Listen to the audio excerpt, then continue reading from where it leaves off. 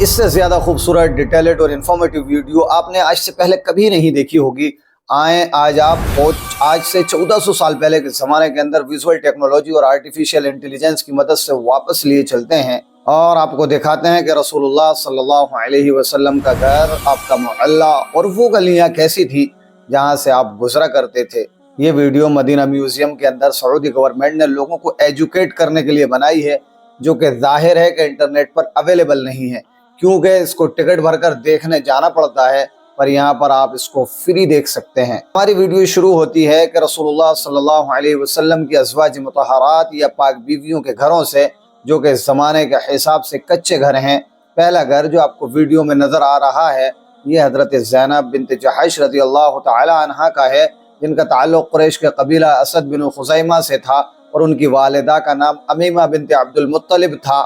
جو کہ رسول اللہ صلی اللہ علیہ وسلم کی پھوپھی تھی۔ ان کا پہلا نکاح حضرت زید بن حارثہ رضی اللہ تعالی عنہ سے ہوا، جو کہ نبی کریم صلی اللہ علیہ وسلم کے آزاد کردہ غلام اور منہ بولے بیٹے تھے، اور یہ نکاح اللہ کی مرضی سے ایک معاشرتی اصلاح کے طور پر ہوا تاکہ عرب معاشرے کے اندر غلاموں اور آزاد عورتوں کے درمیان فرق کو مٹایا جا سکے۔ اور اس نکاح کے بعد ان دونوں کے درمیان طبیعت کا میل نہ ہو سکا اور یہ نکاح زیادہ عرصہ نہ چل سکا۔ آخرکار حضرت زید نے ان کو طلاق دے دی اور حضرت زینب رضی اللہ تعالی عنہا کا نکاح رسول اللہ صلی اللہ علیہ وسلم سے خود اللہ تعالیٰ نے آسمانوں پر فرمایا۔ سورۃ الاحزاب آیت نمبر 37 کے اندر اللہ فرماتا ہے کہ پھر جب زید نے اس سے تعلق ختم کر لیا تو ہم نے تمہارا نکاح اس سے کر دیا تاکہ مومنوں پر اپنے منہ بولے بیٹوں کی بیویوں کے بارے میں کوئی تنگی نہ رہے۔ اور رسول اللہ صلی اللہ علیہ وسلم سے نکاح کرنے کا مقصد یہ تھا کہ اللہ تعالیٰ نے اس رسم کو توڑ دیا کہ آپ کے منہ بولے بیٹے آپ کے حقیقی بیٹے نہیں بن سکتے۔ یعنی یہ واحد صحابیہ ہیں جن کا نکاح آسمان سے اللہ تعالیٰ نے نبی کریم صلی اللہ علیہ وسلم سے فرما دیا، اور ان کے بارے میں نبی کریم صلی اللہ علیہ وسلم نے خود فرمایا کہ تم میں سب سے پہلے مجھ سے وہ ملے گی جس کے ہاتھ سب سے زیادہ لمبے ہیں، یعنی وہ سب سے زیادہ صدقہ دینے والی ہے۔ خلیفہ دوم حضرت عمر رضی اللہ تعالی عنہ کے دور خلافت کے اندر ان کا انتقال ہوا۔ اب ذرا اس سے آگے بڑھیں تو حضرت ام سلمہ رضی اللہ تعالی عنہ کا گھر آتا ہے، جو کہ نبی کریم صلی اللہ علیہ وسلم کی نہایت عقل مند، باوقار اور عقل مند بیوی تھی، اور انہوں نے اسلام کی کئی اہم لمحات کے اندر رسول اللہ صلی اللہ علیہ وسلم کی مدد کی اور مشورے دیے۔ آپ سب لوگوں کو یقیناً صلح حدیبیہ کا مشہور واقعہ یاد تو ہوگا، جب 1400 صحابہ اکرام احرام پہن کر عمرے کے لیے مکہ مکرمہ پہنچے لیکن مکہ کے سرداروں نے انکار کر دیا۔ تب آپ صلی اللہ علیہ وسلم نے مکہ کے مشرک سرداروں سے صلح حدیبیہ فرمائی، اور صلح کے بعد نبی کریم صلی اللہ علیہ وسلم اپنے صحابہ کو 3 بار حکم دیا کہ احرام کھول دو اور اپنی قربانی کر لو، لیکن کسی ایک شخص نے بھی آپ کی بات نہ مانی، یعنی صحابہ اکرام اس صلح سے بہت ناراض تھے اور وہ چاہتے تھے کہ آپ صلی اللہ علیہ وسلم اپنے اس فیصلے پر نظر ثانی کریں۔ آپ صلی اللہ علیہ وسلم اپنے خیمے میں گئے اور حضرت ام سلمہ کو یہ بات بتائی تو انہوں نے مشورہ دیا کہ اللہ کے رسول، آپ باہر جا کر خود قربانی کریں اور اپنا سر منڈوا لیں، اور یہ لوگ خود بخود آپ کی پیروی کریں گے۔ نبی کریم صلی اللہ علیہ وسلم نے ایسا ہی کیا، باہر آئے، قربانی کی، اپنا سر منڈوایا، اور یہ دیکھ کر تمام صحابہ کرام نے فوراً اس پر عمل کیا اور یہ معاملہ یوں ختم ہو گیا۔ اور یہ تو حضرت ام سلمہ کی ذہانت کا بس ایک واقعہ ہے، ان کا تعلق بنو مخزوم قبیلے سے تھا، یعنی بہت ہی اونچا عرب کے اندر ان کا اسٹیٹس تھا، اور بہت ساری احادیث روایات خاص طور پر ان کی طرف سے بیان کی گئی ہیں، خاص طور پر خواتین کے مسائل سے متعلق۔ اللہ صلی اللہ علیہ وسلم نے ان سے دل جوئی کی خاطر ان کو سہارا دینے کے لیے ان سے بڑھاپے کے اندر نکاح فرمایا، کیونکہ رسول اللہ صلی اللہ علیہ وسلم کی رسالت پر ایمان لانے کے بعد جب ام سلمہ اور ان کے شوہر حضرت ابو سلمہ مدینہ ہجرت کرنا چاہتے تھے تو ان کے قبیلے نے ان کی بیوی اور بچوں کو جدا کر دیا۔ اب ان کے شوہر تو مدینہ روانہ ہو گئے لیکن ان کے بچوں کو سسرالیوں نے چھین لیا، اور ام سلمہ کو ان کے قبیلے نے وہیں پر روک لیا، اور وہ پورے 1 سال تک کسی غم کے اندر رویا کرتی۔ آخرکار پورے 1 سال بعد ان قبیلے کے لوگوں کو ان پر رحم آ گیا اور ان کو چھوڑ دیا گیا، اور یہ واقعہ حضرت ام سلمہ کے صبر اور وفا کی بہترین مثال ہے۔ ابو سلمہ کی وفات کے بعد حضرت ام سلمہ کو تنہائی کا صدمہ ہوا۔ نبی کریم صلی اللہ علیہ وسلم نے یہ دیکھا تو ان سے نکاح کا پیغام بھیجا۔ حضرت ام سلمہ نے یہ سنا تو جواب دیا کہ میں بوڑھی ہوں، میرے بچے بھی ہیں اور ان میں غیرت والی عورت ہوں۔ نبی کریم صلی اللہ علیہ وسلم نے فرمایا کہ اللہ تمہارے بچوں کا ولی ہوگا، تمہاری غیرت کو دور کرے گا اور تمہاری عمر کے اندر برکت دے گا، اور اس طرح سے امہات المومنین بن گئیں۔ ام سلمہ کے گھر سے تھوڑا سا آگے بڑھیں تو ان کے بالکل ساتھ خاتون جنت، جنتی عورتوں کی سردار، رسول اللہ صلی اللہ علیہ وسلم کی سب سے لاڈلی بیٹی مولا علی علیہ السلام کی زوجہ اور حسن حسین کی ماں بی بی فاطمہ کا گھر ہے، اور ان کے مرتبے کے لیے تو الفاظ بھی کم ہیں، بس یہ جان لیں کہ رسول اللہ صلی اللہ علیہ وسلم نے فرمایا کہ فاطمہ میرے جگر کا ٹکڑا ہے،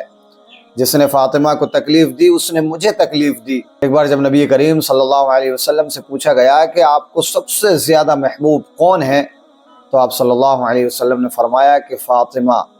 حضرت فاطمہ جب آپ سے ملنے آتی تو رسول اللہ صلی اللہ علیہ وسلم ان کے استقبال کے لیے کھڑے ہو جایا کرتے تھے۔ حضرت فاطمہ کے گھر کے بالکل پیچھے رسول اللہ صلی اللہ علیہ وسلم کی ایک اور زوجہ حضرت سودا کا گھر تھا، اور یہ نبی کریم صلی اللہ علیہ وسلم کی دوسری بیوی تھیں، جن سے آپ صلی اللہ علیہ وسلم نے حضرت خدیجہ کی وفات کے بعد نکاح فرمایا۔ حضرت خدیجہ کی وفات کے بعد نبی کریم صلی اللہ علیہ وسلم بہت غمگین تھے، اور حضرت سودا بھی اس وقت بیوہ ہو چکی تھی۔ وہ بوڑھی، سادہ مگر دیندار اور باوقار خاتون تھی۔ نبی کریم صلی اللہ علیہ وسلم نے ان سے نکاح فرمایا تاکہ گھر کا نظام سنبھالنے والی کوئی عورت موجود ہو، اور ایک نیک بزرگ عورت کو سہارا دیا۔ حضرت عائشہ رضی اللہ تعالی عنہ فرماتی ہیں کہ میں نے سودا سے بڑھ کر کوئی عورت نہیں دیکھی جو کہ سیدھی سادھی، دل کھول کر صدقہ کرنے والی اور اپنی باری مجھے بخشنے والی ہو۔ اور ایسا حضرت عائشہ نے اس لیے کہا کہ جب حضرت سودا رضی اللہ عنہ کی عمر بڑھنے لگی اور نبی کریم صلی اللہ علیہ وسلم کو حضرت عائشہ زیادہ محبوب ہو گئی، تو حضرت سودا نے اپنی باری حضرت عائشہ کو دے دی تاکہ وہ قیامت کے اندر نبی کریم صلی اللہ علیہ وسلم کی بیوی کہلانے کا شرف حاصل کر پائے۔ ان کا انتقال بھی حضرت عمر رضی اللہ عنہ کے دور خلافت کے اندر ہوا۔ حضرت عائشہ نے 2210 سے بھی زیادہ احادیث روایت کی، اور صحابہ اکرام ایون کے بڑے بڑے فقہ بھی ان سے علم سیکھنے آیا کرتے تھے۔ حضرت عروہ بن زبیر فرماتے ہیں کہ میں نے کسی کو عائشہ سے بڑھ کر قرآن، حدیث، فقہ، طب، سیر، نسب اور عرب کے واقعات کا علم رکھنے والا نہیں پایا۔ جب منافقین نے حضرت عائشہ رضی اللہ عنہ پر جھوٹا الزام لگایا، واقعہ افق ہوا، تو اللہ تعالیٰ نے سورہ نور کے اندر قرآن کی آیات نازل کر کے ان کی برات فرمائی۔ اللہ نے خود فرمایا کہ بے شک وہ لوگ جھوٹے ہیں، یعنی اللہ نے حضرت عائشہ رضی اللہ عنہ کی پاکیزگی کی گواہی دی۔ نبی کریم صلی اللہ علیہ وسلم نے اپنے آخری دن حضرت عائشہ رضی اللہ عنہ کے گھر پر گزارے، اور اپنی وفات سے پہلے آپ کا سر مبارک حضرت عائشہ رضی اللہ عنہ کی گود میں تھا۔ آپ صلی اللہ علیہ وسلم کا مسواک بھی انہی کے ہاتھ سے ہوا، یعنی آپ نے اس کو چبا کر نرم کر کے رسول اللہ صلی اللہ علیہ وسلم کے منہ میں دیا، اور یہ مقام کسی اور بیوی کو حاصل نہیں ہوا۔ حضرت عائشہ رضی اللہ تعالی عنہ کے ساتھ ہی برابر کے اندر حضرت حفصہ کا گھر تھا، جو کہ دوسرے خلیفہ حضرت عمر بن خطاب کی بیٹی تھی۔ ان کے پہلے خاوند حضرت حنیز بن غضافہ غزوہ بدر کے اندر شریک ہوئے اور یہاں پر شہید۔ حضرت حفصہ رضی اللہ تعالی عنہ پڑھی لکھی اور لکھنے والی خواتین کے اندر شامل تھیں، اور قرآن کو محفوظ کرنے والی حافظات میں سے بھی تھی۔ انہوں نے قرآن کریم کی تحریری کاپی کو اپنے حجرے کے اندر محفوظ رکھا۔ نبی کریم صلی اللہ علیہ وسلم کی وفات کے بعد قرآن کے جمع کیے گئے نسخے کو حضرت حفصہ کے پاس رکھا گیا تھا، اور اس طرح سے ان کا حجرہ قرآن کریم کے تحفظ کا پہلا سرکاری کتب خانہ بھی بن گیا۔ اب بڑھتے ہیں حضرت عائشہ رضی اللہ تعالی عنہ کے حجرے کی طرف، جس کا 360 ویو آپ دیکھ سکتے ہیں۔ 5.6 میٹر لمبائی چوڑائی اور 2.5 میٹر اونچا، جس کے اندر آپ صلی اللہ علیہ وسلم کے آرام کے لیے بستر موجود تھا، ایک پانی کا مشکیزہ، ایک چراغ اور کچھ معمولی سامان تھا۔ یہی وہ مقام ہے جہاں پر نبی کریم صلی اللہ علیہ وسلم نے اپنی زندگی کے آخری دن گزارے، اور یہیں پر آپ کی وفات ہوئی، اور آج بھی آپ وہیں پر دفن ہیں۔ آج روضہ رسول اسی جگہ کے اوپر موجود ہے، کیونکہ انبیاء کو وہیں پر دفن کیا جاتا ہے جہاں پر ان کا انتقال ہوتا ہے۔ حضرت عائشہ رضی اللہ تعالی عنہ کا گھر کا مین دروازہ کھجور اور بانس سے بنا ہوا تھا، جبکہ گھر کچی مٹی اور پتھروں سے بنا ہوا تھا، اور اس کی چھت کھجور کی شاخوں اور ان کے اوپر سے چمڑے سے ڈھکی ہوئی تھی، اور بارش کے اندر یہاں سے پانی ٹپکنے لگتا تھا۔ حضرت عائشہ کے گھر سے جڑا ہوا ایک دروازہ مسجد نبوی کا دروازہ بھی تھا، اور یہ دروازہ جو اب دیکھ رہے ہیں یہ وہی دروازہ ہے جو مسجد نبوی اور گھر میں آنے جانے کے لیے استعمال ہوتا۔ آئیں ذرا اس دروازے سے اندر داخل ہوتے ہیں، اور یہ تھا مسجد نبوی کا نقشہ آج سے 1400 سال پہلے 11 ہجری میں۔ رسول اللہ صلی اللہ علیہ وسلم کی وفات کے بعد جب حضرت ابوبکر رضی اللہ عنہ کا انتقال ہوا، تب وہ کیونکہ والد تھے اور محرم تھے تو بنا کسی پردے کے حضرت عائشہ گھر کے اندر جا سکتی تھی، لیکن جب حضرت عمر رضی اللہ عنہ کا انتقال ہوا تو وہ کیونکہ نامحرم تھے تو وہ ایک پردے کے ذریعے دونوں قبروں کو ایک پردہ لگا کر الگ شناخت دی گئی۔ جیسا کہ آپ دیکھ سکتے ہیں، یہ ہے رسول اللہ صلی اللہ علیہ وسلم کی قبر مبارک، اور یہ ہے حضرت عائشہ کے والد حضرت ابوبکر صدیق کی اور خلیفہ دوم حضرت عمر کی۔ اب رسول پاک صلی اللہ علیہ وسلم کی قبر کو الگ کرنے کا مقصد یہ تھا کہ لوگ رسول اللہ صلی اللہ علیہ وسلم کی قبر کی زیارت کر سکیں، یہاں پر آ کر سلام عرض کر سکیں، اور آپ کو بتاتا چلوں کہ اس حجرے کے اندر ایک چوتھی قبر کی جگہ بھی موجود ہے کہ حضرت عیسیٰ علیہ السلام کے لیے مخصوص ہے کہ جب وہ واپس آئیں گے تو اس جگہ پر دفن ہوں گے۔ سال 92 ہجری کے اندر ولید بن عبد الملک نے مسجد نبوی کی توسیع کروائی تو حضرت عائشہ رضی اللہ عنہ کا حجرہ بھی مسجد کے اندر شامل ہو گیا تاکہ لوگ آسانی سے روضہ رسول صلی اللہ علیہ وسلم کی زیارت کر سکیں۔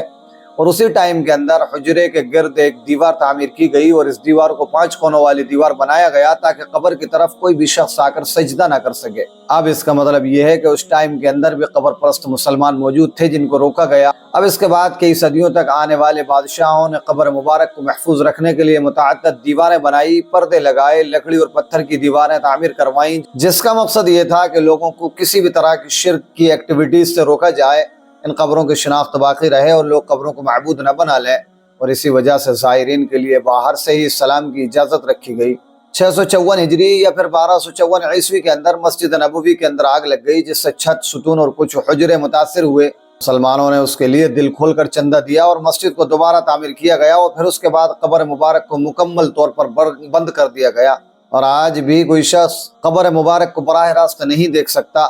سلطنت عثمانیہ کے سلطان عبد المجید اول نے مسجد کو خوبصورت طرز کے اندر سنگ مرمر، سبز گنبد اور نقش و نگار سے مزین کیا۔ موجودہ سبز گنبد یا پھر قوت الصخرہ اسی دور کے اندر بنا ہوا اور اسی ٹائم سے لے کر آج تک سنہری جالیوں کو پکڑ کر زائرین باہر سے سلام پیش کرتے ہیں، لیکن اس کے اندر جھانکنے کی کوشش کریں تو اندرونی طور پر کئی تعداد پردے، پتھریلی دیواریں اور لوہے کی جالیوں کا نظام ہے، اور پیچھے کہیں جا کر زمین سے تھوڑا سا نیچے رسول پاک صلی اللہ علیہ وسلم کی قبر مبارک موجود ہے۔ اگر آپ کو میری کاوش پسند آئی ہو تو اس ویڈیو کو ضرور لائک کیجئے، اور میں ملوں گا آپ سے کسی ایک ایسی ہی نئی انٹرسٹنگ ویڈیو میں۔ تب تک کے لیے اپنا بہت سا خیال رکھیے گا۔ Thanks for watching. اللہ حافظ۔